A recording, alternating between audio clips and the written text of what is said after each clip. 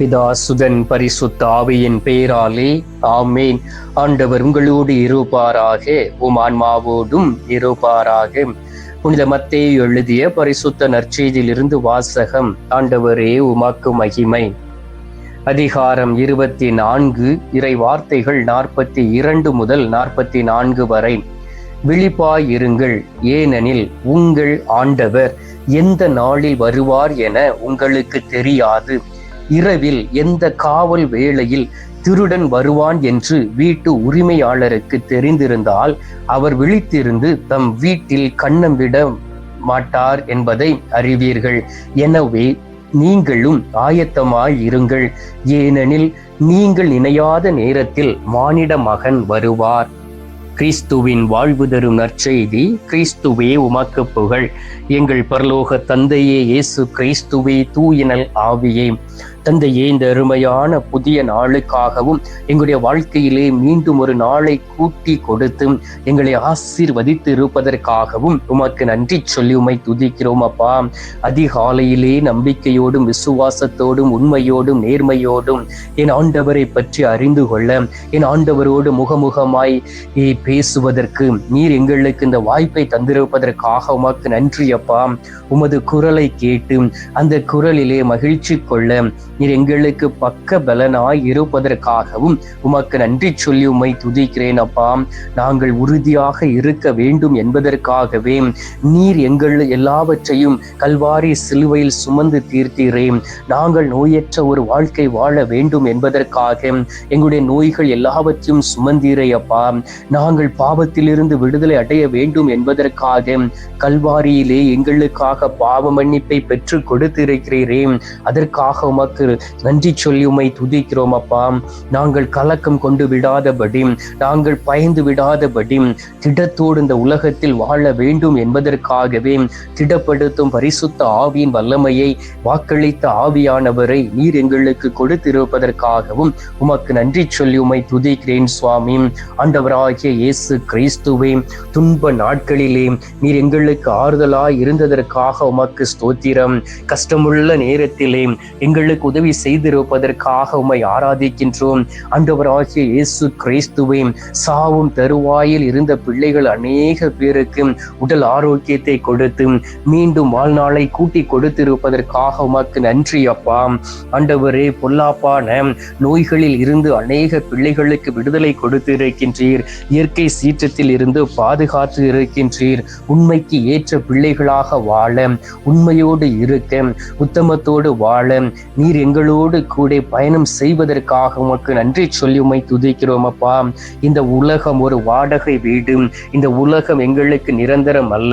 இந்த உலகத்தில் வாழக்கூடிய நாட்களிலே நாங்கள் உண்மையோடு இருக்க வேண்டும் என்பதை உமது வார்த்தையின் வழியாக கற்றுக் கொடுத்து உமது சித்தத்தை எங்களுக்கு அறிவிப்பதற்காகவும் உமக்கு நன்றி சொல்லி உம்மை துதிக்கிறேன் அப்பா. கலக்கத்தின் ஆவியை எடுத்து மாற்றி இருப்பதற்காக உமக்கு ஸ்தோத்திரம். என் ஆண்டவருடைய உடன் இருப்பை புரிந்து கொண்டு, என் ஆண்டவருடைய அருள் ஆசீர்வாதத்தை பெற்றுக்கொண்டு இந்த உலகத்தில் வாழ்ந்து கொண்டு இருக்கக்கூடிய ஒவ்வொரு பிள்ளைகளுக்காக ஜெபிக்கின்றேன். யாரும் வழி தப்பி சென்று விடாதபடி, யாருமே பாவத்தில் விழுந்து என் ஆண்டவர் கொடுத்த மகிமையை மாற்றியும் இழந்து போய் விடாதபடி வாழ இந்த அதிகாலையிலே இரு கரங்களை விரித்தவராய் அநேக பேரையும் நீர் அரவணைப்பதற்காக உமக்கு நன்றி சொல்லி உம்மை துதிக்கிறேன் சுவாமி. ஆண்டவரே, நீர் இந்த உலகத்தில் எங்களை போல ஒரு சாதாரண மனிதராக வாழ்ந்த பொழுது ஒவ்வொருவரிடமும் இறை வார்த்தை அறிவித்து, இறை ஆசீர்வாதத்தை பெற்றுக் கொடுத்து விண்ணரசை பற்றிய நிகழ்ச்சிகளை எங்களுக்கு சொல்லி தந்திருப்பதற்காக உமக்கு நன்றி சொல்லி உம்மை துதிக்கிறோம் அப்பா. ஆனாலும் தகப்பனே, நாங்கள் உம்மை விட்டு வழி விலகி சென்றிருந்திருக்கின்றோம். ஆண்டவரே, உமக்கு எதிராக குற்றம் செய்திருக்கின்றோம். குடி பழக்கத்திற்கு அடிமையாய் இருந்த நாட்கள் உண்டு. விபச்சார பழக்கத்திற்கு அடிமையாய் இருந்த நாட்கள் உண்டு. புகையிலை பழக்கத்திற்கு அடிமையாக இருந்து எங்களையே நாங்கள் அழித்த நாட்கள் உண்டு தகப்பனே. இந்த நாளிலும் கூட ஆண்டவரே, அப்படிப்பட்ட பாவங்கள் எல்லாவற்றையும் கல்வாரி சிலுவையிலே ஒப்பு கொடுக்கின்றோம்.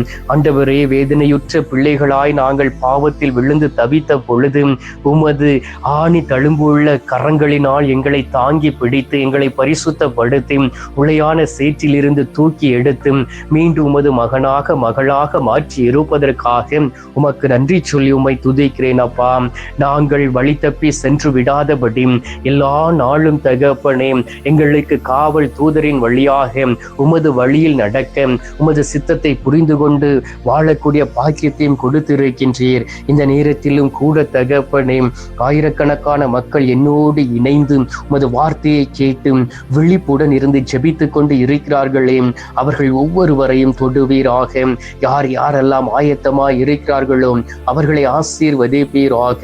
யார் யாரெல்லாம் எதிர்கொள்ள காத்திருக்கிறார்களோ அவர்கள் உமது முகத்தை பார்ப்பார்கள் ஆக. யார் யாரெல்லாம் இந்த நாளிலே என் ஆண்டவர் மட்டும் எனக்கு போதும் என்று சொல்லி தங்களை அர்ப்பணித்து குடும்பமாக இருந்து ஜெபிக்கிறார்களோ அந்த குடும்பம் ஒவ்வொன்றையும் தொடுவீராக. அவர்கள் செய்யக்கூடிய வேலையை ஆசீர்வதிப்பீராக, தொழிலை ஆசீர்வதிப்பீராக, கடைகளை ஆசீர்வதிப்பீராக, எடுக்கக்கூடிய முயற்சியை ஆசீர்வதிப்பீராக. ஆண்டவரே பயணங்களை ஆசீர்வதிப்பீராக. எல்லா சூழ்நிலைகளிலும் நீர் அவர்களை சுற்றிலும் வேலியடைத்திட வேண்டுமாய் உமை நோக்கி ஜெபிக்கிறோம் சுவாமி. ஏனென்றால் பரிசுத்த ஆவியானவருடைய வல்லமையோடும் என் ஆண்டவருடைய திருவுளத்தை அறிந்தும் என் ஆண்டவருடைய திட்டத்தின்படி இந்த உலகத்தில் வாழக்கூடிய வேளையிலே அவர்கள் ஒவ்வொருவரும் உமது திரு சமூகத்திலே கடந்து வந்து உமது திருமுகத்தை தரிசித்துக் கொண்டு இருக்கிறார்களே, அவர்கள் உமது மாட்சியை கண்டுகொள்ளட்டும் சுவாமி. உமக்கு புகழ் பாடல் பாடி என் ஆண்டவரை துதித்து ஆராதித்து விண்ணகம் சார்ந்த செயல்களை செய்யக்கூடியவர்களாக மாறிவிட வேண்டுமாய் மை நோக்கி ஜெபிக்கிறேன் அப்பா.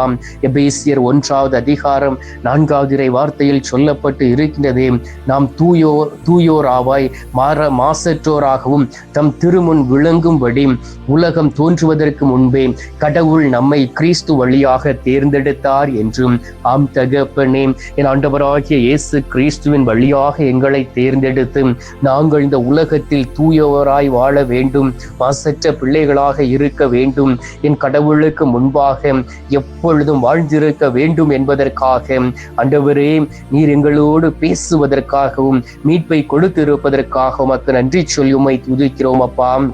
இந்த நாளிலும் தகப்பனே, யார் யாரெல்லாம் உண்மையிலே பாதிக்கப்பட்ட மனநிலையோடு உம்மை தேடி வந்திருக்கிறார்களோ, உடைந்து போன எண்ணங்களோடு உம்மை தேடி வந்திருக்கிறார்களோ, உடைந்து போய் இருக்கக்கூடிய உள்ளத்தோடு என் ஆண்டவர் மட்டுமே என்னை ஆசீர்வதிக்க முடியும், என் ஆண்டவருடைய வார்த்தை மட்டுமே என்னை தேற்ற முடியும் என்று சொல்லி ஆண்டவரே உம்மை தேடி வந்து ஜெபிக்கக்கூடிய பிள்ளைகள் ஒவ்வொருவரையும் தேற்றிடுவீராக. அவர்கள் மீது மனம் இறங்குவீராக. அவர்கள் ஒவ்வொருவரையும் தொட்டு என் ஆண்டவர் உகந்த ஒரு வாழ்க்கை வாழ அவர்களை பலப்படுத்திடுவீராக, நம்பிக்கை அதிகரித்திடுவீராக. இறைப்பற்று அற்றுப்போய் இருக்கக்கூடிய பிள்ளைகள் உம்மை நோக்கி திரும்ப வேண்டுமாய் மை நோக்கி ஜெபிக்கிறேன் அப்பா. ஆண்டவராகிய இயேசு கிறிஸ்துவே, இந்த அருமையான நாளிலும் நேரத்திலும் கூட தகப்பனே, அநேக பிள்ளைகள் நோய்வாய்ப்பட்டு இருக்கிறார்கள். மருத்துவமனைக்கு சென்றால் ஆண்டவரே இருக்க இடம் கூட இல்லாமல் அநேக கொடுமையான நோய்களினால் பாதிக்கப்பட்டு விபத்தினால் பாதிக்கப்பட்டு ஆண்டவரே சிகிச்சை பெற்றுக்கொண்டு இருக்கிறார்கள். ஐசியூவிலே அநேக மக்கள் சிகிச்சை பெற்றுக்கொண்டு இருக்கிறார்கள். அவர்கள் ஒவ்வொருவரையும் அது கரத்தில் ஒப்புக் கொடுக்கின்றேன். எல்லோரையும் ஆசீர்வதிப்பீராக, எல்லோரையும் பலப்படுத்திடுவீராக.